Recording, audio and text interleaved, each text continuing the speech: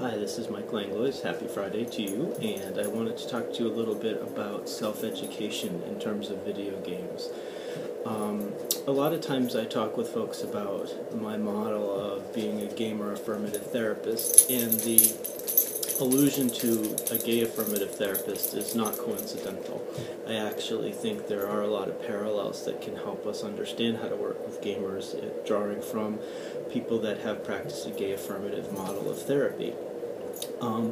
One of the things that I think we've become pretty clear on in the past 10 to 20 years is that it's not the burden of gay, lesbian, bisexual, transgender, queer, genderqueer, other folks to educate us about what it means to be gay, lesbian, bisexual, transgender, genderqueer, or something else. So it's pretty clear now that it's not their job to educate us about that. Graduate programs are having at least a class, which is not a lot, better than nothing. Some courses are being actually offered, which is helpful. So we're seeing at least a marginal acknowledgement in our field that it's really up to us to understand our clients, and that we can do that through reading literature, taking a continuing ed course, taking a course in our graduate program if we think we're going to work with that population. But not expecting that when someone comes into therapy, we're going to say, hey, so tell us what it's like to be gay. What do I need to know about working with gay patients? What do I need to know about working with lesbian or transgender patients? Can you please educate me? Can you bring in a few articles that you may have read? Now, if a patient wants to do that and it's meaningful to them, then absolutely it's okay to accept them. But I think my point is that we've gotten pretty clear that the burden of education is on us. So how does this apply to video games? Very simply, that it's your job to educate yourself about video games. 97% of kids are using video games. 99% of those of kids using video games are boys. 94% are using of girls. So a lot of folks are using them, and it's not their job to tell you what that means. So I wanted to give you a couple of examples of how you can actually do that without putting the burden on your patients, whether they be adolescents or adults. So one is playing World of Warcraft. You can actually subscribe now to World of Warcraft and play for free for 20 levels, which means that you can actually log on several hours of content and learn things and not have to pay a penny for it. And to do that, you just go to www.wow.com.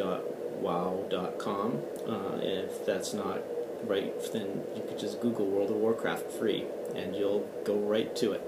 It takes about maybe an hour to download the stuff on your computer, and it takes probably, I'd say, maybe 10 to 15 gigabytes tops on your flash drive or on your computer. And it can run off a flash drive if you don't have the room on your computer, and you can delete it when you're done. So that's one example. You can play World of Warcraft. Now another example is you can play Wizard 101, which is also free, and it is one of the largest growing family games. It's actually a game that is much more targeted at younger players and working with their families, so that it's easier to learn in a lot of ways. The mechanics are a little simpler, and the tutorial is more detailed. But all of these games have tutorials. So those are two examples of ways you can do this for free and with a minimal amount of effort on your part. Download and play games and go through some tutorials. Now, the last thing, I often hear when I mention that to parents or to other educators or to other therapists is, oh, I don't have the time. I just don't know what's going on when I try to play those games. And my response to that is stick with it. Remember when, we were learning in school, we often felt levels of confusion and didn't get the content. And you probably can also remember a feeling of yes, when you finally start to realize you were learning how to do things. The same thing happens in video games. Recently I was playing Rift, and I managed to get up to level maybe 18 before I really knew what I was doing. And I didn't give up. because I knew that this is how my patients and other people experience life in the world a lot of times. It's confusing. They don't necessarily know the rules, and it does seem like everybody else is more of an expert about something than they are. So it's, I think, both a Buddhist principle and also a counterphobic response, which is a good one, to kind of go to the place that scares you, to move to what's confusing and challenging to you. It's certainly what we ask our patients to do all the time, and yet when they approach us or when we're given an opportunity to learn about video games, our phobia kicks in and we don't have enough time. You know, when the internet first came out and email first came out, there was a lot of people saying, I'm never going to have time to do anything if I'm always on email.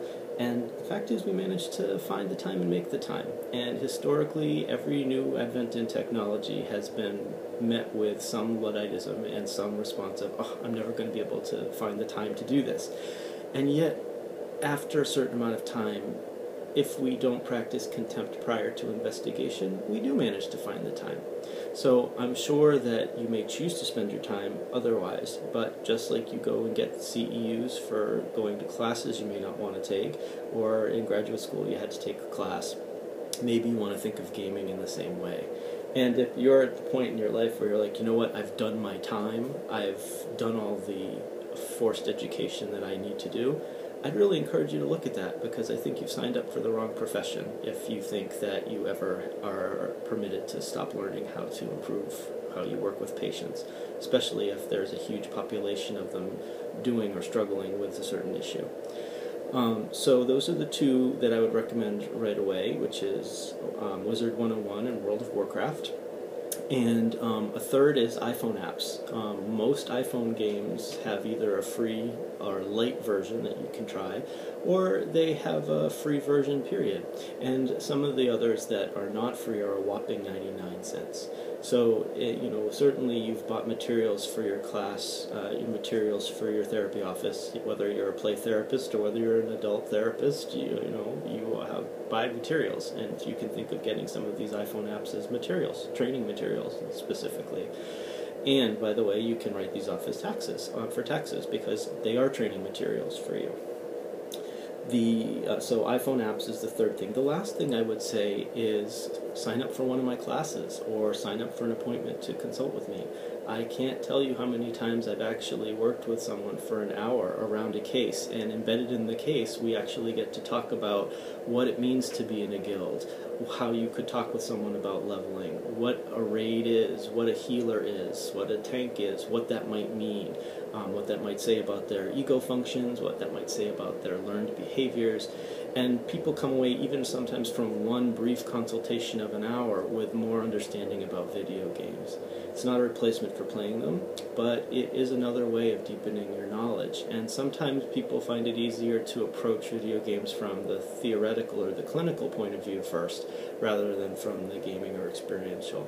So I have webinars and classes that are going year-round, and when one of those comes up, you definitely want to take one of those, or you can call me for an individual consultation. I do that as well. So those are 4 ways that you can actually broaden your education and take responsibility for educating yourself around video games. Trying World of Warcraft for free up until level 20. Trying Wizard 101, which is also a free download. Trying some iPhone apps that are games that you could play either for free or 99 cents. Or contacting yours truly at the information on this website. And if you're listening to this and you can't see the information, you can contact me at gamertherapist.com, which is GAMERTHERAPIST.com. So anyway, thanks for listening, and I hope you enjoy your weekend. Bye-bye.